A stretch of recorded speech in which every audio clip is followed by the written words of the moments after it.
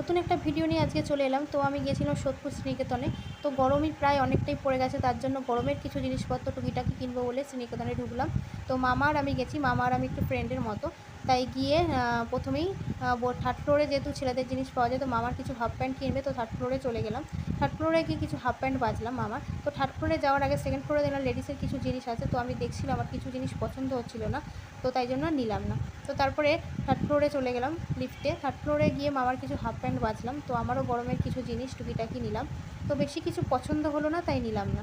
তো দেখো শ্রীনিকেতনে প্রায় সবাই গেছো অনেকেই, তো জিনিস অনেকই ভালো, কোয়ালিটিও ভালো। তো আমারও বেশ ভালো লাগছিলো অনেক কিছু, তাই একটু দেখছিলাম। তো যাই হোক, বেশি কিছু নিলাম না, টুকিটাকি নিয়ে ক্যাশ কাউন্টারে বিল করে আবার বেরিয়ে চলে এলাম। সামান্য বাইরে 2-4টে আইসক্রিম খেয়েছিলাম। গরমে বেশি রিস্ক না খাওয়াই ভালো। তো যদি আমার এই ভিডিওটা তোমাদের ভালো লাগে, প্লিজ লাইক অ্যান্ড সাবস্ক্রাইব করে দিও। টাটা।